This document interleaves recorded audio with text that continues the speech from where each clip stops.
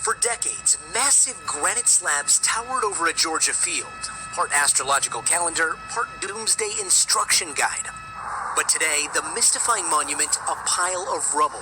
Georgia investigators releasing video of someone blowing up one of the massive 42,000-pound granite stones, and online internet sleuths quickly digging into the bizarre history of America's Stonehenge. The overall height is... The Guidestones were commissioned by a stranger in the late 70s with what appeared to be cryptic messages for society after an apocalyptic event, calling for things like keeping the population under 500 million, uniting humanity under a new language, and guiding reproduction through fitness and diversity. Over 951 cubic feet of granite make up the 11 pieces of the monument. The overall height is 19 feet 3 inches from the surface of the ground to the top of the capstone. There are slots and holes in the center stone that have astrological significance because they have been cut at precise angles to permit accurate readings of the sun and moon at various times of the year. Standing on the highest point of Elberton County, the Georgia Guidestones have raised a lot of questions. 4 upright stones more than 16 feet high, with support stones totaling almost 238,000 pounds. And there's a message sandblasted in 12 languages, in letters 2 inches tall. The sponsors of the mysterious project are said to be an anonymous group of out-of-state Americans promoting the concept of the conservation of mankind. Here's the mystery, though. Elberton granite businessman Joe Fenley was contacted to build the project by a man using the fictitious name of R.C. Christian. Granite City Bank President Wyatt Martin served as intermediary, handled the escrow account for all funds, and says he'll carry the secret of who R.C. Christian is to his grave. Well, in spite of what we don't know, Congressman Doug Bernard dedicated the Guidestones with an open mind. We must stress today the need for self-control, for self-restraint, and yes, self-government, all of which I interpret in this Georgia Guidestone. The sense of permanence is there, and we do know this. The Georgia Guidestones are some of the largest granite monuments ever erected, and they can be seen for years to come on Georgia Highway 77, 7 miles north of Elberton. Matt Hunt, Action News, on the scene in northeast Georgia. Commissioned by a man using the pseudonym Robert C. Christian, and the stones went up in the year 1980. Christian approached the Elberton Granite Finishing Company on behalf of a small group of loyal Americans and asked that the structure be made to serve as a compass, calendar, and clock.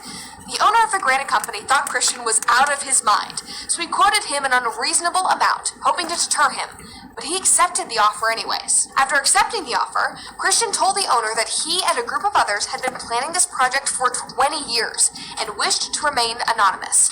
Kind of weird, but hey, a lot of things have been constructed anonymously in the past. That doesn't necessarily mean it's satanic in nature or has evil intentions behind it, right?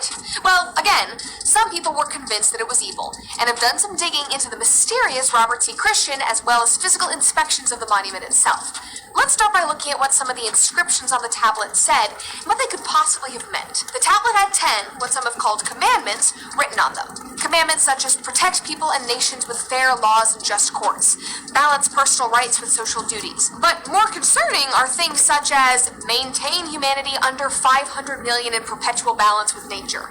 This exact line is what led many to believe that this structure was created to usher in a new world order. Many call it a conspiracy theory, but look around you today.